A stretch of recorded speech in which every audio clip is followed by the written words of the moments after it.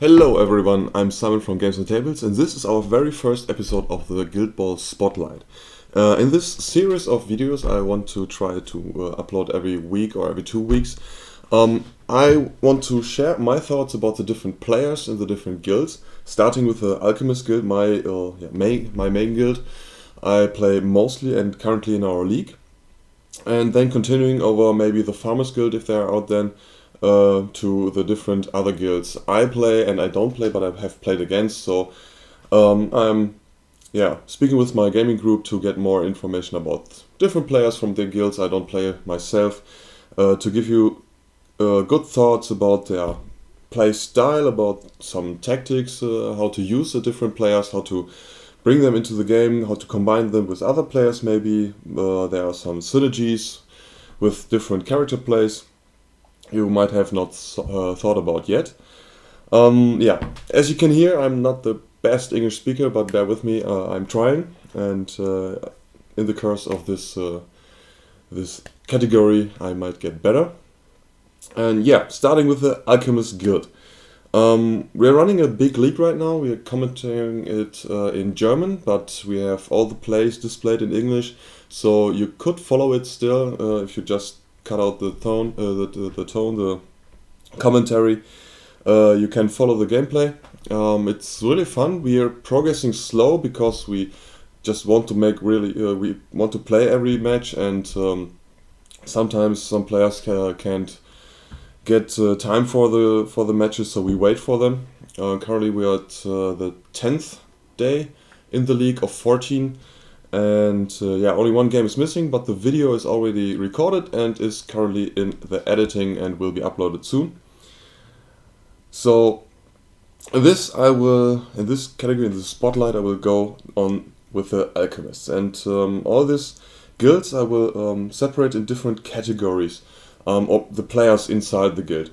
I will start with captains, another video for mascots, and then I go through, in this Alchemist guild I have 3 categories of players here. I got the backbones, which I see as a key components of supporting the general synergy of the guild. In this case it's Mercury, Calculus, and in the Union side Harry the Head and Hemlock. So all of these put out an AoE, condition AoE, fire or poison, have different effects. Mercury mainly fire, of course. Calculus can blind, Harry can goad, and has his inspiring head. Hemlock has blind 2, has smelling salt, so more support characters, really pushing the team into the general playstyle of the guild. Then we have the more football-oriented players, scorers, which are in the Alchemist Guild quite a lot, more through the options of Union players I have. From the guild itself, I have placed Vitriol and Crucible in there.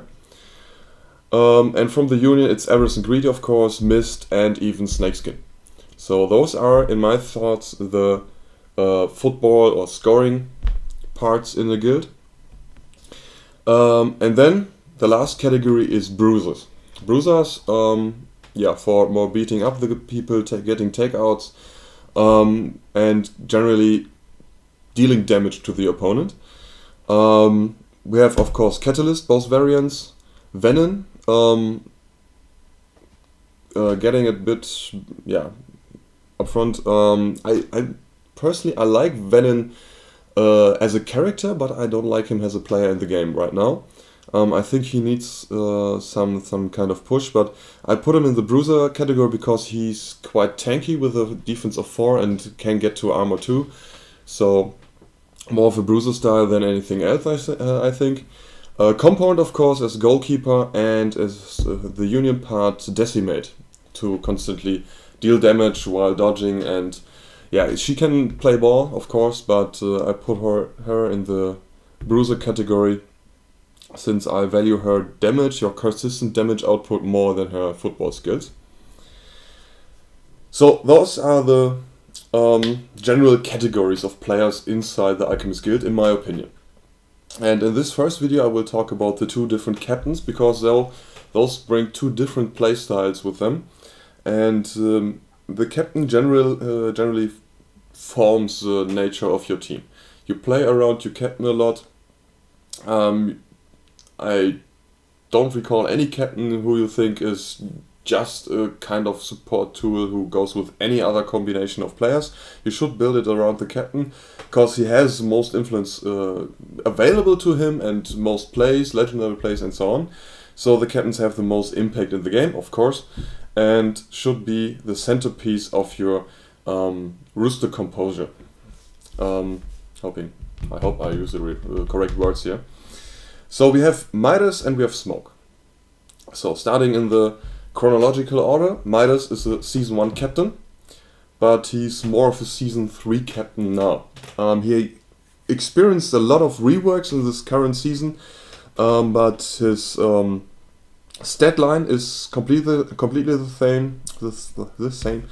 His health pool hasn't changed at all, and he still has light-footed and unpredictable movement. So we have the front card here and the back card here, and let's have a look at it. So I won't read all the single stats. You can read all yourself. I want to point out the especially good and especially bad things about the different players to get an understanding what he excels in and what he shouldn't do.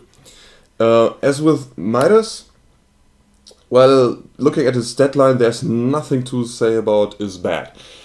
He has 0 armor, okay, but he has a defense of 5, so he's really solid in this one. 4/6 influence is, yeah, the average above or around all captains, I think. 4 influence is very common, 6 influence at max. Movement of 5/8 is quite fast overall, but normal inside the Alchemist guild.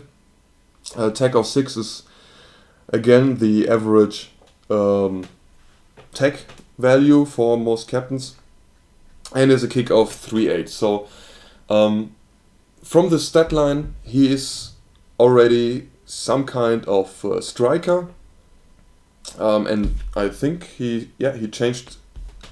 they changed his role to striker. So he wants to score goals, obviously. And going on to his playbook, he has a dodge on the first result, which is new. He hadn't has this result in the first season. He had a Guild Ball icon there. So now he can momentous dodge on the first result and tackle on the second, but without momentous. So ball getting is more influence costly than with other captains or other players maybe. But in the Alchemist Guild in general, tackling doesn't generate momentum. But he can dodge, which is really strong on the first result to get this agile little man right up front here into moving into the right position to score the goals. Having a look on the different character plays, I won't go through the complete playbook right now. I would spot out different plays or different results later on. The character plays are Super Shot, so he's obviously the striker he should always have been. Lure of Gold and Midas Touch. Lure of Gold is a thing I use in the first turn mostly, 1 or 2 times, because I can bring all my team up in the field, or the important players up in the field, like Old Catalyst, like Crucible. Vitriol is mostly my kicking member. If I receive, I can use Midas to get the ball and then lure Vitriol further into the field to get her into a scoring range. Later on in the game, it's good to get some people out of a dangerous position, but bear in mind it's a jog, so they will get parting blows if they do. Or to get someone to assist Midas in an attack, for example.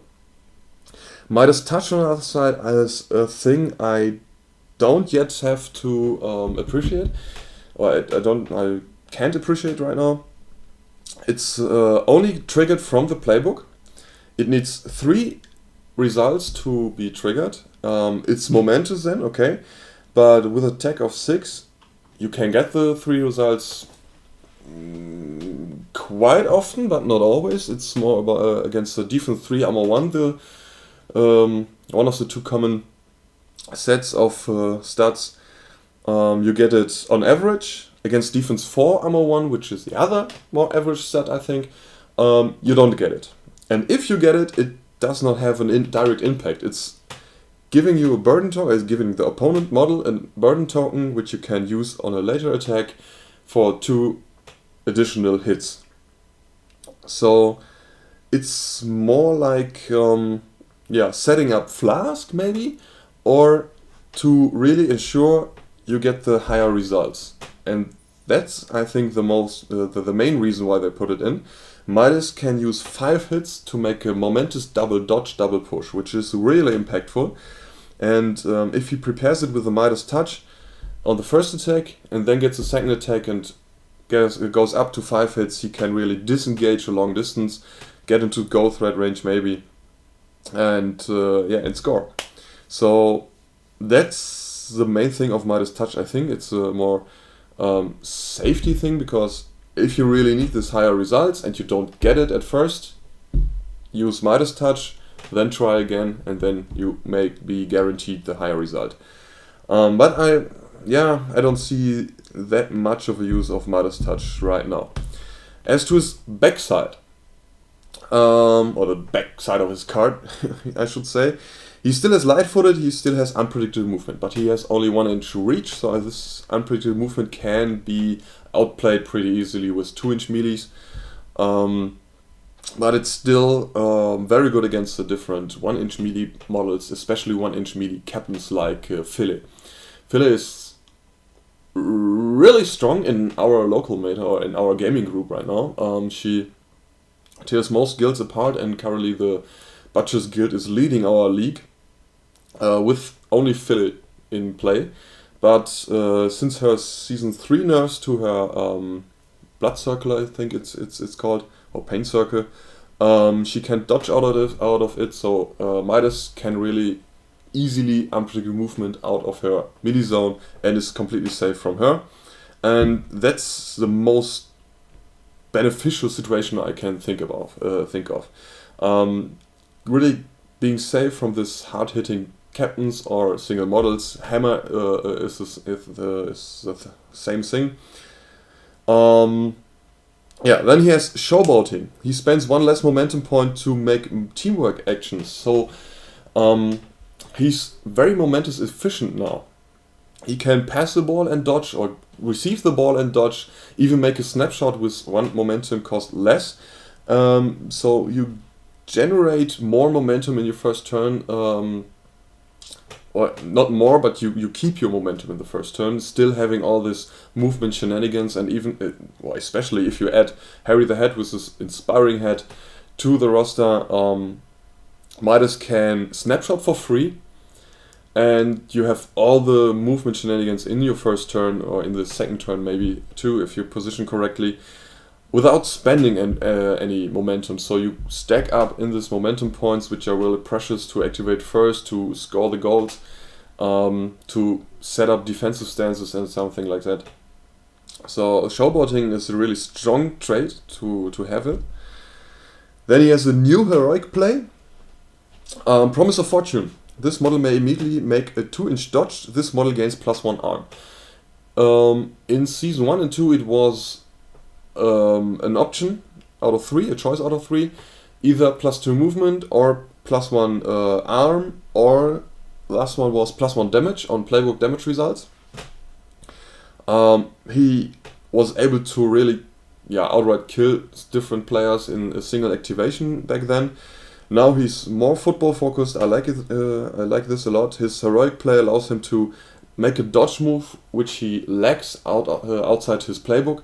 So he can dodge inside other unpredictable movement models like grayscales, like Obolus, and tackle the ball from them, for example, scoring a goal later on.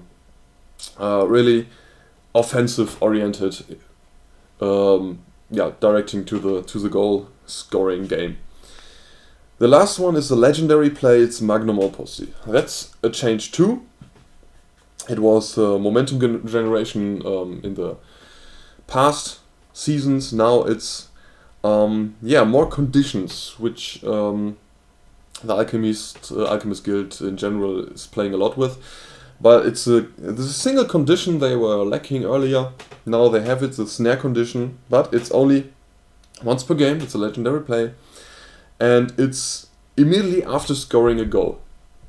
Every enemy model within 4 inches of Midas gets a snare condition. The point is, I think in the forum it was in the Steamforge forums, it was already ruled that this snare happens before something like the knee slider. So before he can make his dodge move after the scoring, so he has to position himself when he shoots a goal within 4 inches of as many opponents as possible, preferably without being in any melee zones, so he doesn't suffer the negative on his dice pool. To then dish out the snare condition, then dodge back, for example, wait for the kick in, the goal kick, to then in the following turn activate first, get the ball from someone who has the defense lowered, and score again. That's the difference. In general, the legendary play is very similar to Sharks caught in the net, but this one has a smaller area, but it's a condition, so it stays for the next turn. And Shark is more of first activation Shark. He scored last turn, he activates first, he caught everyone, or nets everyone, scores again, and the opponent team can't do anything about this whole turn with a -4 movement. Midas is a little smaller, it's smaller area, it's only -2 movement, but it's also -1 defense. It can be shaken, but it stays over a turn, so he can use it at the end of one turn and benefit at the start of the following turn. So it's a good legendary, but I think it requires more setup or more positioning to really get the most out of it. But that's Midas. He's really a straightforward superstar striker. He can score from a really huge distance. He has a kick of 3.8. With super shot he can go up to 4.10.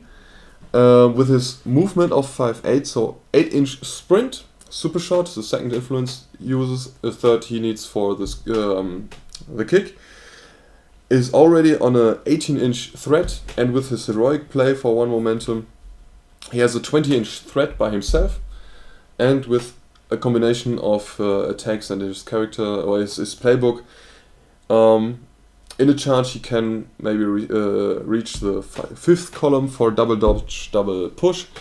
He can really increase his threat range further beyond the 20-inch mark, but 20 inches is already a really huge distance. He's not the best to score the first turn, rewrite this. He can score easily first round. Just remember, he has showboating, so you just pass him the ball, he dodges for free, you have the momentum for the goal shot. If you pass several times earlier, you have more momentum to use his heroic, and then he has with this dodge a 24-inch goal threat without needing any attacking of opponent players, and with light-footed he can even ignore most terrain. So yeah, he's quite easy or quite good in scoring first turn. The other captain, Smoke. Midas, again, scoring, very football oriented, mostly going for the 3 goals game, combined with Vitriol, with Crucible, with Harry, and maybe then some knockdown control with Catalyst or Compound to bring the ball in play, keep the ball moving. Vitriol, very fast. Crucible, more difficult to play than Vitriol, of course, but has some nice movement against herself. Has a decent kickstart of 3-6. Has a momentous tackle, which is always good to have. And assists the fire control you put on the enemies with Harry, since the opponent has to spend more momentum on clearing the fire condition. thus giving you more chance to have the momentous the advantage in the momentum race. Having the first activations more often. So that's one example lineup. You can either put Naja in it or Flask. Flask has good synergies with Vitriol to pop up the smoke template. Naja is good because of her unpredictable movement and 2-inch melee, and Hypnosis is a really good character play against lower def models, but that's more for the mascot video. So that's Midas. Now really done. Smoke. Again, front side, back side of her card. Smoke is a completely different kind of cap. First on her stat line. She's quite slow with a movement of 4-6. Defense 4, armor 1 is average again. Kick of 4 dice 6 inches is good. It's not the farthest distance, but 4-6 is really good, I think. Influence 4-6 is average again, but her tech value of 4 is the lowest amongst all captains. And she's alone with it. So every other captain has at least 5. She's the only one with only 4. And that's not a too big problem, but it's tricky to play with because she can't get the ball herself consistently. With the tech of 4 against the average model of defense 4 armor 1, she scores 1 net hit. And this 1 net hit only deals 1 non-momentous damage. She needs 2 hits for a tackle, again non-momentous. So against def 3 arm 1 it's okay, but most players who carry the ball are either defense 5 or defense 4 arm 1, like I think Friday. Her focus is more on her character plays and her traits. She has unpredictable movement too, say right here about. She has Cloud Jumper, which I go on next, and Momentous Inspiration. You might remember Momentous Inspiration if you played Guild Ball for a while from Ballista. He was the first guy to have it, now Smoke has it too. While within this hour, friendly models that generate 1 or more successful hits when using a character play that causes damage additionally generate 1 momentum point. So, Mercury, Calculus, even Hemlock, because it's not restricted to guild models, generate momentum when they dish out their templates, which is really useful. And even Venom, if he uses his sacrificial puppet for his 1 influence, gets 1 momentum, because he deals himself 1 damage, and that counts for this trait. Yeah, unpredictable movement. So both captains of the Alchemist Guild have unpredictable movement with a 1-inch melee. The same as for Midas. It can be played around, but it is very good against different individual players like Hammer, like Filet, and so on. Her legendary play, I think I go. No, not yet about the legendary play. First about the character plays and her Cloud Jumper ability. First of all, she can throw a smoke bomb. 8-inch reach, 3-inch AOE, giving cover to all models within, and applying a synergy with her Cloud Jumper. Because once per activation, she can be placed within anywhere within an ongoing AOE within 4-inch. It doesn't have to be a AOE placed by a friendly model, it can be an AOE placed by an opponent model.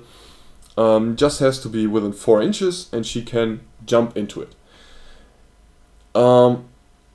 Within means touching, so you can jump into the template only touching it. So most templates have a 3-inch AOE. I think every template right now, every circular template has 3-inch right now. I don't know if they put on some AOEs which larger or smaller diameter, but right now it's only 3-inch. So 4-inch away, 3-inch template, her base is about 8 inches of distance she just makes with her Cloud Jump ability.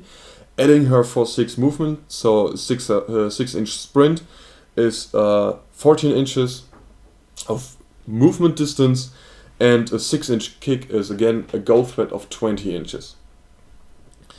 Her other abilities are synergizing with Mercury and Calculus, and yeah, Harry and Hemlock, all the backbones.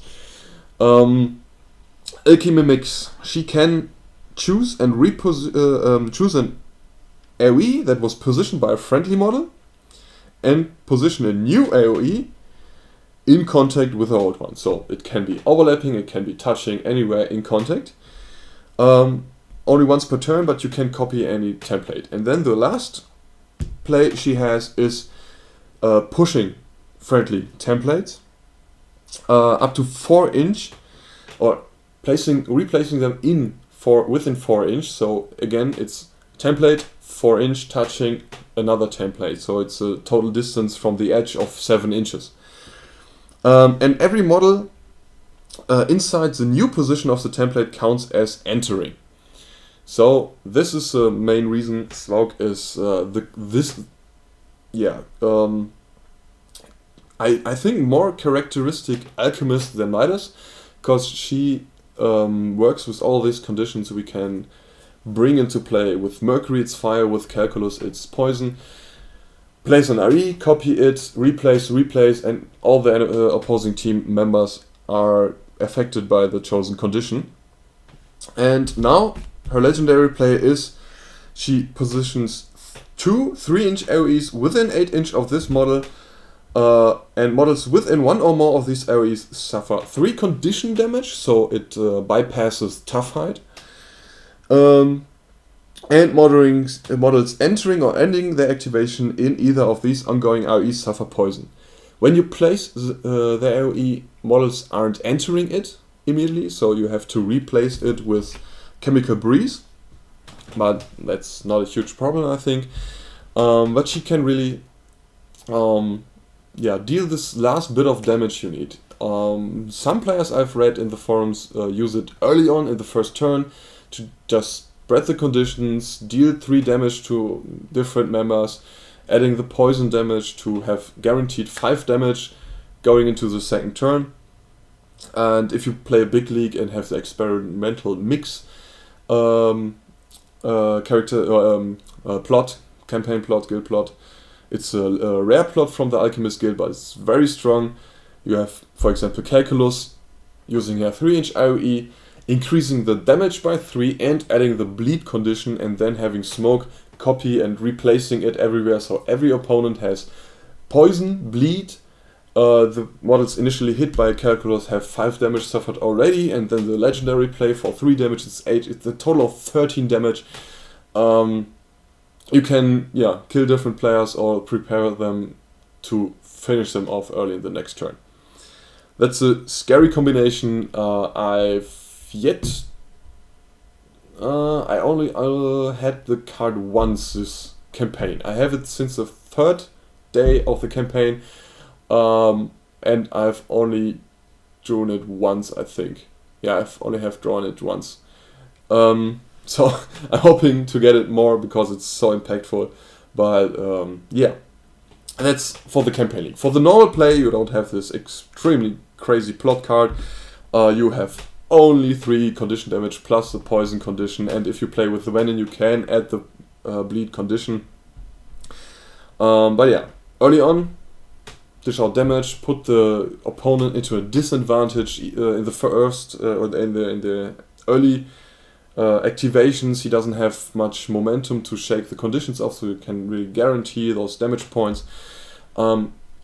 I prefer sometimes to hold on the legendary play, not using in the first turn, using Calculus, or if you play a little more control build with Harry or Mercury, use a fire template, spreading the conditions and waiting, preparing different players through damage into a dangerous zone. And sometimes you have a mascot or another player who's down to 3 health, and you can just finish him with your legendary play.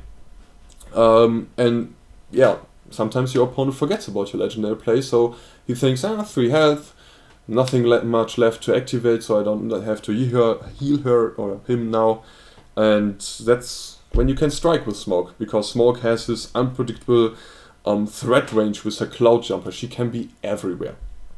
At my play against the Butchers Guild, the first loss of the Butchers Guild in the league, I was really happy about it, was Smoke making a goal from behind the goal.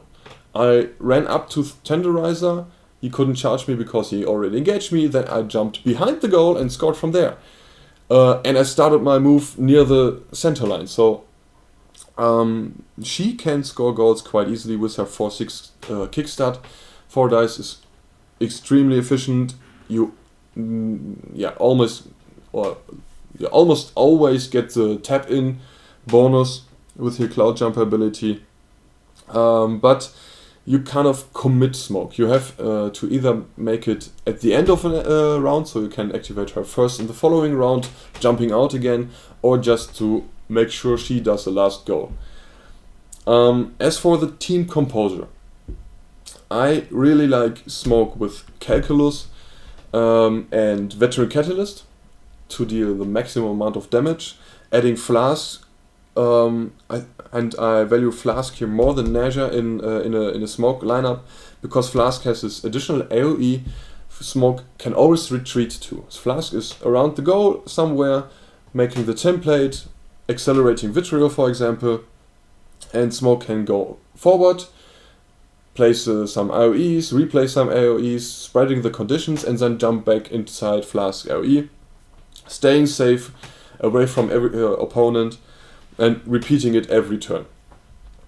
Calculus generating momentum when inside of 4-inch of Smoke, placing the Noxious Blast, preparing the poison condition, and then having Veteran Catalyst with Intensify to really hammer down individual targets or even groups of players with this Intensify ability with a pulse of 3-inch, so really get him in there, beat people down. If you see, okay, Catalyst is going low, he might get tagged out in a later activation, so I use his heroic play, which has the awesome name of Witness Me right now.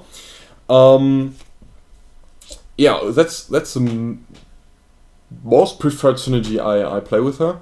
Having Calculus, having Catalyst, having Vitriol, of course, because Vitriol is just plain, she's just unfair. She's just overpowered, I think.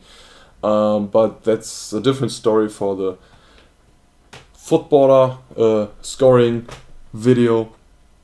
You even got one slot open. You can add another backbone for more templates.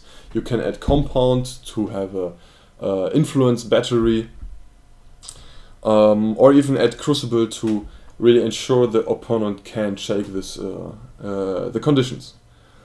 That's another point about Smoke. Most of my opponents in my group don't shake off the conditions because they think they will get them anyways again.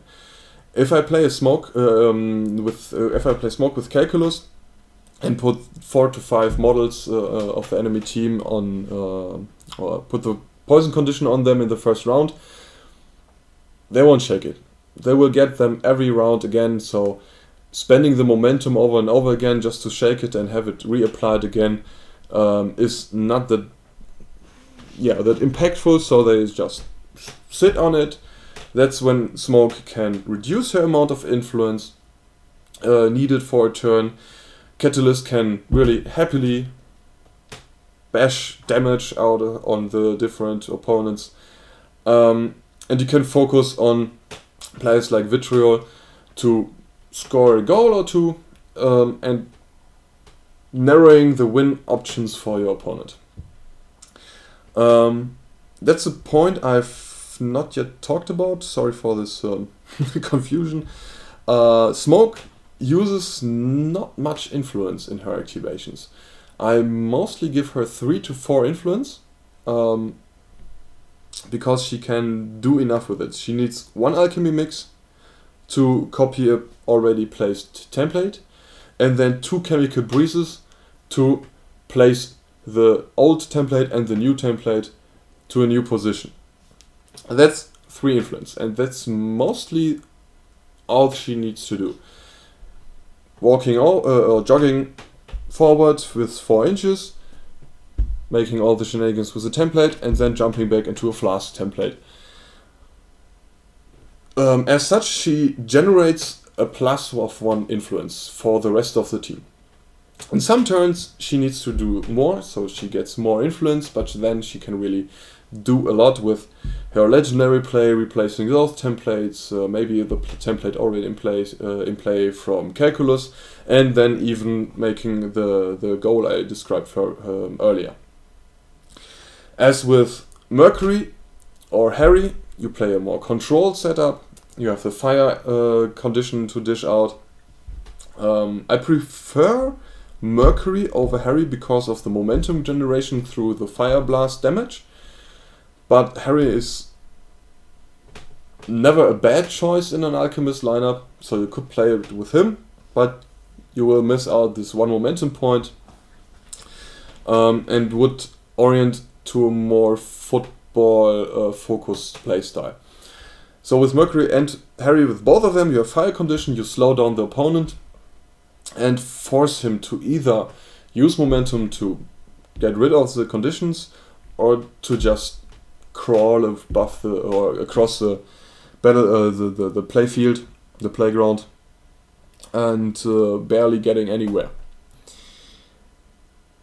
Midas, again, uses a lot of influence, mostly 6. All is his influence he can get, because he can really do a lot with it.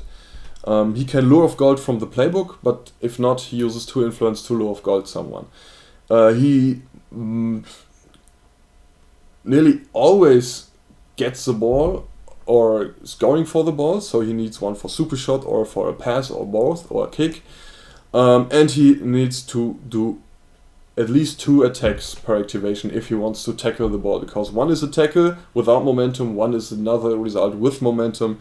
It's either a dodge, a momentous push dodge, or something else. So he's influence sink.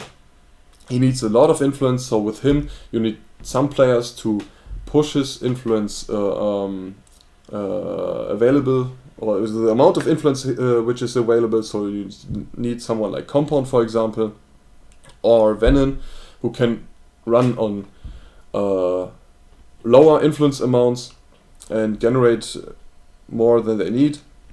As with Smoke, other way around, she doesn't need as much as she generates, so she can support the team a bit more. Yeah, I think then I'm through with this one.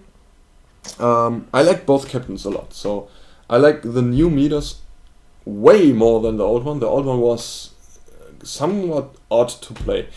It was very difficult for the opponent to predict him, because he could steal with true replication several plays which will just destroy your own team. And playing him myself, it was very tough to evaluate when to use true replication correctly, which play to copy, not overcommitting him, and so on.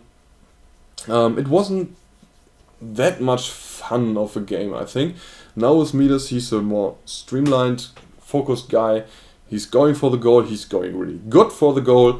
And with Smoke, I like her a bit more than Midas, because I like the team effort there. Using all the conditions, controlling the game a bit more, slowing down the opponent with fire, positioning yourself, denying a lot of plays from the opponent, and then striking from surprising angles to the goal, or just hammering down different players with veteran catalyst. I hope it was clear what I want to say about this. That's my thoughts about the captains. Next one will be about the mascots, and then I will go through the backbones, scorers, and bruisers.